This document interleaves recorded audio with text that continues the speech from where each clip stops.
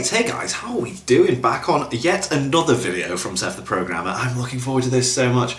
I haven't reacted to anything like Fate related, other than like abridgments, in ages. This is why Saber is pretty much the strongest character in fiction, and I think he's really going at like Goku, Saitama. I think the thumbnail's also got Superman in there, and Popeye, I think it was.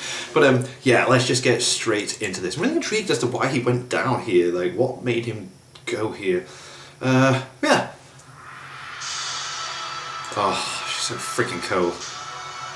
Oh, she's so awesome. Ah, baby. Fate, often considered to be one of the most convoluted and expansive anime to ever exist, has convoluted and expansive anime powers. Who would have thought? But many people don't know just the level that this reaches, and why it makes most of the most famous powerhouses in fiction actually seem like nothing in comparison. Hell yeah, let's go! Servants in Fate are usually based on mythological entities or concepts brought to reality by an omnipotent wishing device known as the Holy Grail. Holy Grail. These servants are usually Gilgamesh. almost entire armies on their own, changing the fate of the world and destroying pretty much anything on it. Some of these characters reach levels of godhood and form the very foundations of humanity, wisdom, power, and many other things. Saber, being the most popular servant, obviously is the one I wanted to focus on, and while she may not seem like an extreme god-tier threat even within her own series, like maybe Gilgamesh or Gilgamesh is such a boost! He does in fact actually scale to these entities and is considered a top representative of their universe. A big roadblock with scaling Fate or Saber, and difficulty with me explaining why Saber would absolutely destroy Goku, Superman, SpongeBob, or whoever the fuck, is that servants in Fate are heavily restricted in what they're actually allowed to do when they appear. Not necessarily in their power, even though that can be the case, but their effects on the environment or planet are limited to a level that you wouldn't see in a normal show. For instance, in Dragon Ball, when Vegeta wants to blow up the planet, he can, right? Yeah, just throw it. Do it. Nothing's stopping him. Is this to do with the master of the servant? Or Superman from DC, or Yuha from Bleach, or literally SpongeBob SquarePants with a string. But in Fate, destroying a planet or something requires more than it would take to destroy a planet, because the planet itself is actually protected by a higher entity that restricts these omnipotently born servants from impacting its fate. Yeah. That's kind of the name of the show. This is because of a phenomenon called the counterforce, which is basically the will of the earth itself that defends it. Good proof of this, outside the obvious I just showed on the screen, is that we actually see servants in other media, all media being basically canon for Fate. I'm not joking. It's crazy.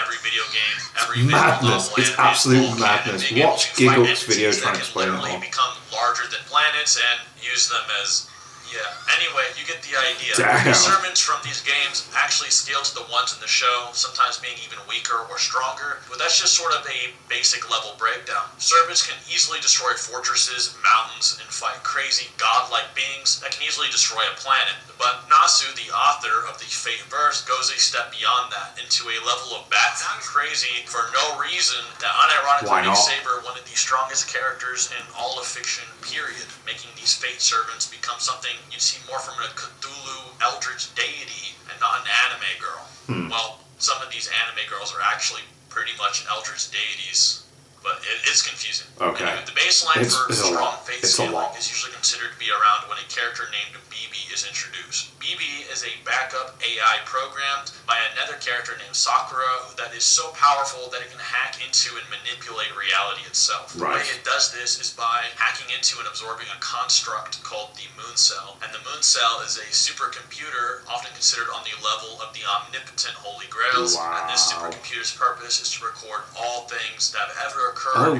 So they give an explanation as to what the Grails and how they... The universe, and even culling dead parallel universes entirely from the multiverse. BB then obtains all these abilities by breaking into the final barrier of this moon cell, which is 8th dimensional in nature. As a reminder, our universe is 3 to 4th dimensional, and anything beyond 5th would view us as fiction or non-existent in comparison to it. BB not only reaches this 5th level, but the 8th dimension by doing so. BB is then later defeated by the servants in Fate So, Extra. surely you can just Saber Nero, recreate Caster Tamamo, Archer Enia, and fictions within Gilgamesh. Saber Nero worlds. is pretty much just weaker Red Artoria, which is later proven in Fate Extella when Artoria is summoned into the war between Red Saber and Tamamo Red from the Saber Moon Cell will go to stop fuck them. off. Even if she isn't stronger or weaker, Give me my she's at least Saber. relative enough to face Whoa, the servants that looks so possibly cool. halted the plans of an 8th dimensional With like a reality Dynasty Warriors entity. skin. Normally, my skepticism would then kick in here, and I would say,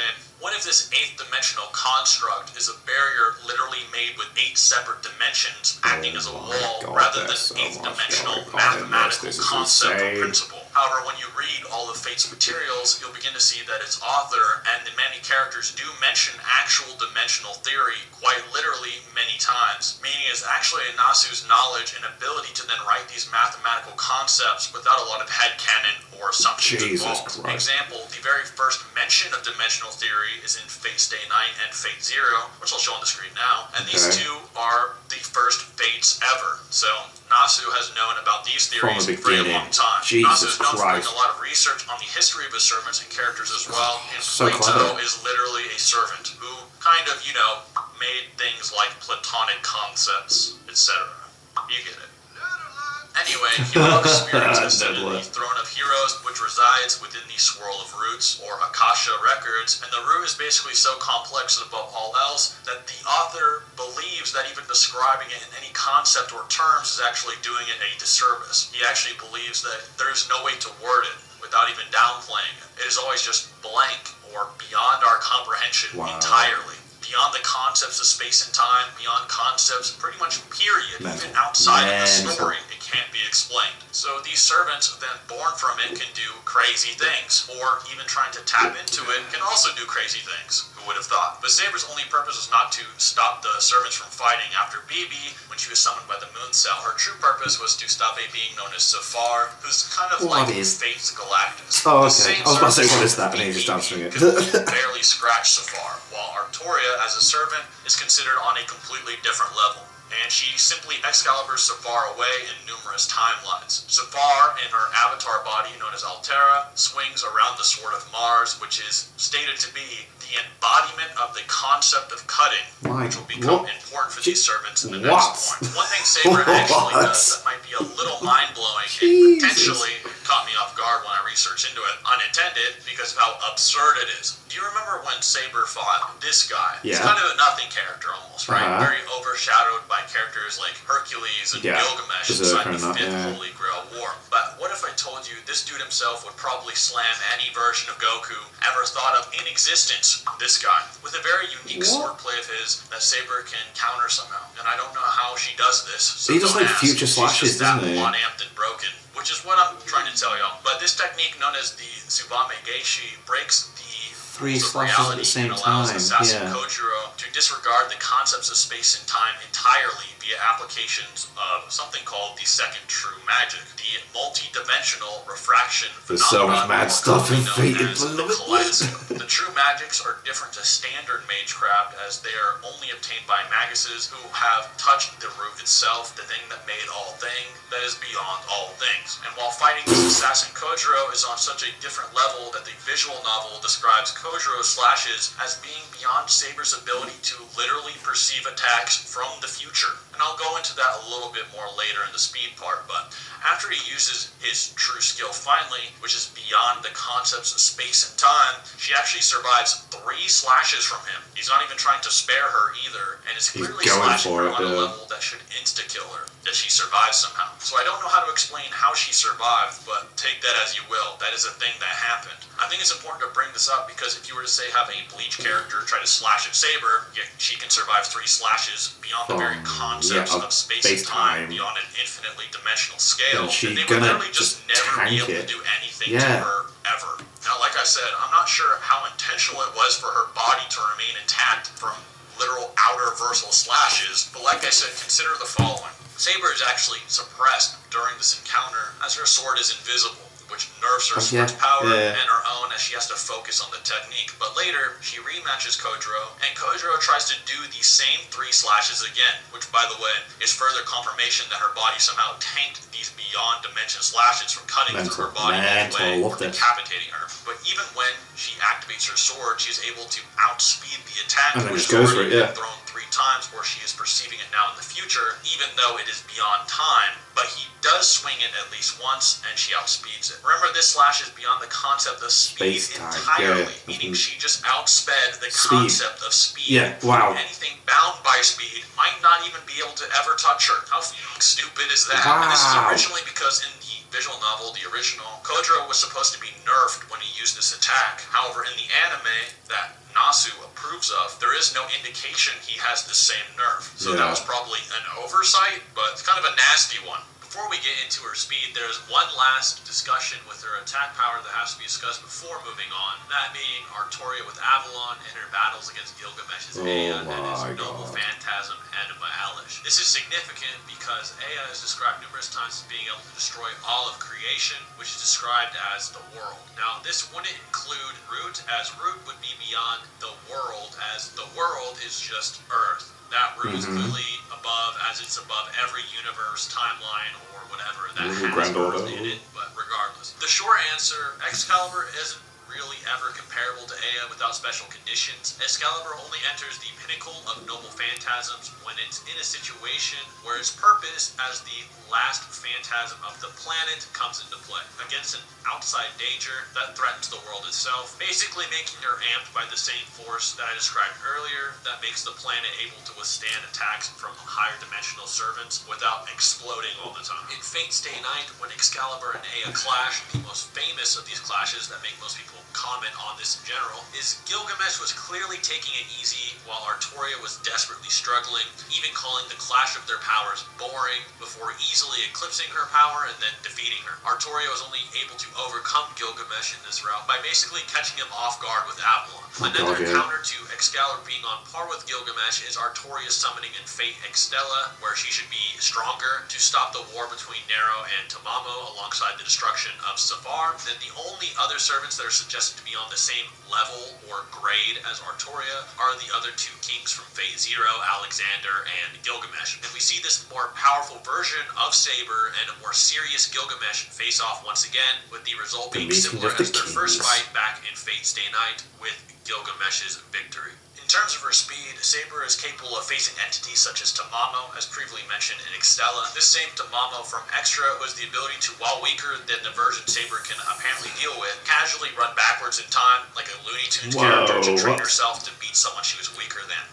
Tamamo basically trained for 1,000 years, and after regaining her power via growing back all 9 of her tails, she proceeds to run back in time and proceeds to just kick the moon cell and shuts it down and stops it from erasing the protagonist of the game. And even with this, Saber is considered more scary than her, and is pretty much the trump card servant in Extra or Extella outside of like Gilgamesh or something. Due to this, it may be highly likely Artoria can face beings that can pretty easily just travel through time with speed, and even BB was able to manipulate the past, present, and future at the same time with her abilities, yet couldn't negate the servant she was facing. That alongside that Kojiro slash she can somewhat react to, apparently, that is beyond the concept of speed, kind of makes you wonder. Now that we've established her stats, some unique abilities she possesses are things such as the ability to erase things from existence with her attacks, including concepts themselves, even beings that represent these concepts. Best example of this My is brain is hurting. How does that work? Which are just literally living concepts, and every single servant can pretty much mess these things up. She also possesses Avalon, which is the sheath of her sword, which withholds a 6th dimensional realm, and she can immediately transport herself to whenever she wants. That can't be fallen into without 6th dimensional or above manipulation. It also grants her insane regeneration, which can regenerate entire vital organs, like when Shiro regenerates his entire heart, or when Kyuritsugu gets absolutely obliterated and just comes back like nothing happened. Yeah, so she's pretty much unable to die as long as she has this Avalon. Outside of Avalon, she possesses the ability to passively absorb and take souls from people's bodies, kind of like a Bleach Espada to regain her powers, so even ghosts or spirits would be susceptible to her almost infinite stamina and her presence, but she could also destroy concepts of them to begin with. Due to her luck stat, she is able to nullify causality. I've heard that her luck stat is so freaking high, man. This is best shown with her fight versus Lancer in Stay Night. Lancer throws his noble phantasm known as Gaebulg. This noble phantasm never manipulates misses, causality, so that apparently. once it's activated, you are already stabbed Yeah. by it even before it is thrown, which gives the illusion it always lands after being thrown when it has already landed. But due to Artoria's luck stat and ability to manipulate this, she can actually deflect an attack which is literally just appearing into her heart instantly somehow. This luck, alongside her instinct, pretty much always directs her to the optimal path in combat, even when things are supposed to happen no matter what. Yeah, She also like she's shoots meant to giant just get anime hit by that. lasers, which is no joke. Out of everything listed here, stated to be her most powerful ability. Somehow stronger than the ability to erase concepts, fight on 8th dimensional levels, fight beings that can run through time, have a 6th dimensional regeneration or teleportation. Nope, shooting the laser is apparently stronger. That's the scaling of Artoria, or Saber, from Fate. Do you guys kind of believe me now that she can pretty much take anybody in I'm fiction? pretty Really, on board with only a that. handful of Jesus people Christ. can ever really fight her, as you would need a very niche or particular description of abilities to actually be on that level. And it usually takes something, like DC Comics, which has been going on for almost 100 years, or Fate, which has so many different mediums of information, to eventually just reach such an absurd level where it says something crazy like that. So it's not that much of a shocker. But as someone who loved these anime a while back, it was really interesting learning that she was actually capable of all So that. sick, I was like, pretty wow. surprised. But anyways, guys, hope you enjoyed the video, Oh, and I'll see you next time. Yeah. No outro. God, Seth, what's going on? But that was, Jesus, you just erased concepts. That blew my head. Like, what? And then, that guy's attack is meant to be like beyond speed 3 times flash. It just goes, on board with that. Love it. Baby for the win. But anyway, thank you to my patrons. If you want to have your name at the end of every video I upload, link in the description of the Patreon page. $1 a month to allow us to support the channel. Greatly appreciate it. Thank you guys very much for that. Thank you all for watching. What do you guys think of that? What do you guys think of this? Click like, subscribe if you haven't already. Leave comments down below. Let me know what I should watch some future videos. And I'll see you guys, next time. Bye.